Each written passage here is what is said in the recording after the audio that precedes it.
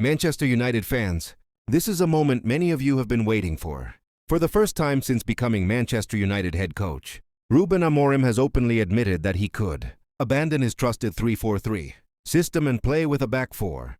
Yes, you heard that right. After 59 consecutive matches using the same structure, the Portuguese coach has finally acknowledged what fans, pundits and journalists have been debating for months: tactical flexibility at Manchester United. But what does this really mean? Is Amorim changing his philosophy? Or is this simply a short-term solution due to injuries and AFCON absences? Today we'll break down what Amorim actually said, why the Bournemouth draw mattered, the tactical implications of switching to a back four, AFCON's impact on United, January transfer targets, and what this means for Manchester United's future. Let's get into it. The Bournemouth draw. Context matters.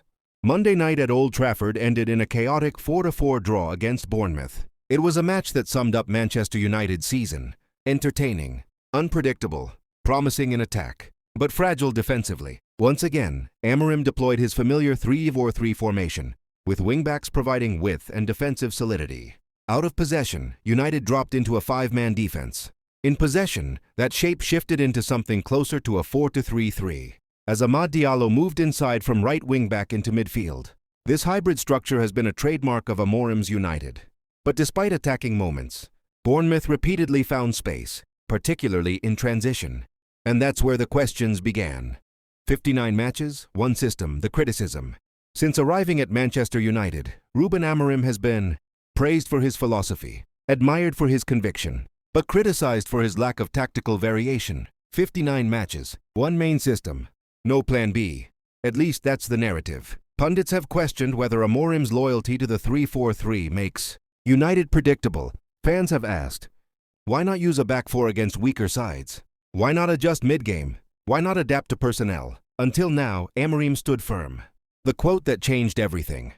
When asked whether Tyrell Malaysia could be used in a back four, Amorim responded, "It will depend on the way we are playing that particular week. But if we have to change to a back four, we change to a back four." Then came the moment that sent United fans into meltdown. Amorim smiled and joked, "I was saving this one for the last." That wasn't accidental. That was deliberate.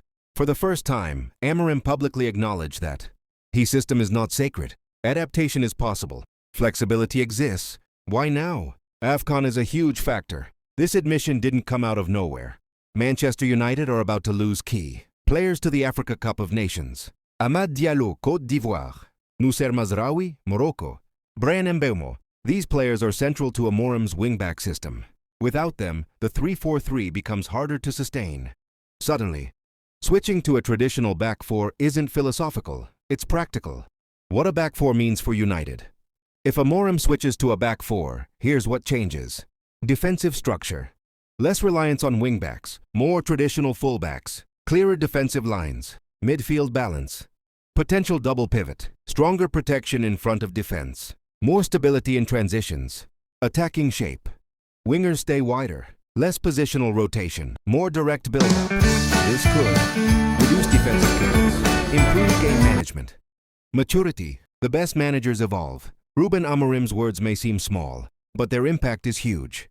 For the first time, Manchester United have tactical flexibility. The squad may evolve structurally. January recruitment aligns with reality. Whether this leads to success depends on recruitment, execution, consistency. But one thing is clear, Rúben Amorim is listening. The call to action. If you enjoyed this breakdown, like the video, subscribe for daily Manchester United updates. Comment below. Should Amorim switch to a back four permanently?